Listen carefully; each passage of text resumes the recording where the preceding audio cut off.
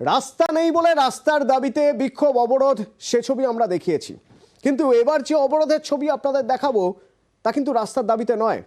রাস্তা ভালো, তাতে দ্রুত গতিতে গাড়ি চলে, এত জোরে চলে দুর্ঘটনা যখন তখন ঘটতে পারে। তাহলে তো বাম্পার দরকার, কিন্তু বারবার বলেও বাম্পারের দেখা নেই। একটা বাম্পার যদি হয় তাহলে অন্তত নিরাপদ হবে যাওয়া আসা। সেই বাম্পারের দাবিতে রাস্তায় অবরোধ।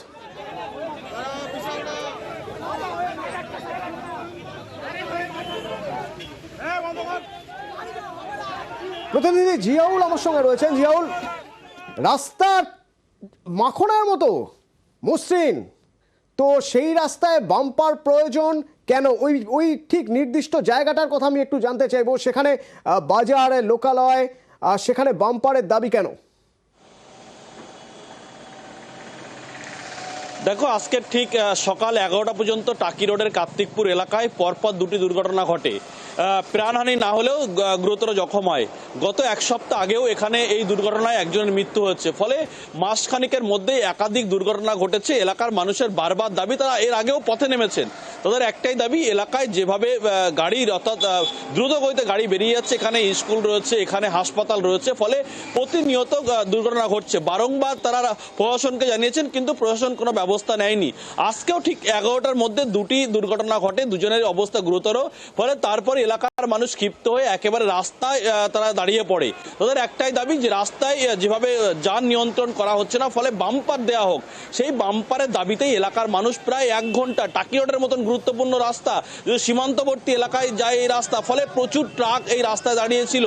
ফলে তারা বাম্পারের দাবিতেই প্রায় 1 ঘন্টার বেশি রাস্তা অবরোধ করে। তারপর খবর পেয়ে ঘটনাস্থলে যায় দেওঙ্গা থানার পুলিশে গিয়ে তাদেরকে বোঝানোর চেষ্টা করলো, তারা বিতা হয়। অর্থাৎ প্রায় 1 ঘন্টার বেশি সময় ধরে তাদের একটাই দাবি যে অবিলম্বে রাস্তা করতে, বাম্পার করতে হবে। তার কারণ যেভাবে প্রতিনিয়ত ঘটছে দুর্ঘটনা, এখানে হাসপাতাল রয়েছে, এখানে একাধিক স্কুল রয়েছে, ফলে পড়ুয়া থেকে শুরু করে হাসপাতালে রোগী তারা যায় তাড়াহুড়ো করে, সেখানে ঘটছে দুর্ঘটনা। ফলে এলাকার মানুষের রাস্তার দাবিতে প্রায় 1 ঘন্টার বেশি রাস্তা অবরোধ করে বিক্ষোভ দেখায়। পুলিশ গিয়ে আশ্বস্ত করে যে দ্রুত বাম্পার দেওয়া হবে, তাও প্রায় 1 ঘন্টা পরে গিয়ে পুলিশও বিক্ষোভের মুখে পড়ে। ফলে 1 ঘন্টা পরে রাস্তায় অবরোধ ওঠে। ফলে এই মুহূর্তে তীব্র যানজট রয়েছে টাকি রোড জুড়ে। কিন্তু এলাকার মানুষের দাবি, যখনই দুর্ঘটনা ঘটে তখনই এলাকার মানুষ পথে নামে, তখনই প্রশাসন থেকে বলা হয় যে বাম্পার করে দেওয়া হবে এবং যান নিয়ন্ত্রণ করা হবে। কিন্তু দুর্ঘটনার পরবর্তীকালে আর কিছুই মনে থাকে না পুলিশ প্রশাসনের। ফলে আজকের প্রশাসনের উপরে ক্ষোভ দেখিয়ে তারা বাম্পারের দাবিতে রাস্তা অবরোধ করে 1 ঘন্টার বেশি ধরে। কি বলছেন তারা শুনি। অ্যাক্সিডেন্ট হলো, আবার এই মোটর গাড়ি এখন 1 ঘন্টা আগে একটা হয়েছে, আবার এখন একটা হচ্ছে। আমাদের দাবি হলো, আমাদের দুটো বাম্পার দরকার। সামনে হসপিটাল রোড, আমাদের দুটো বাম্পার দিলি আমাদের আর কোনো দাবি নেই।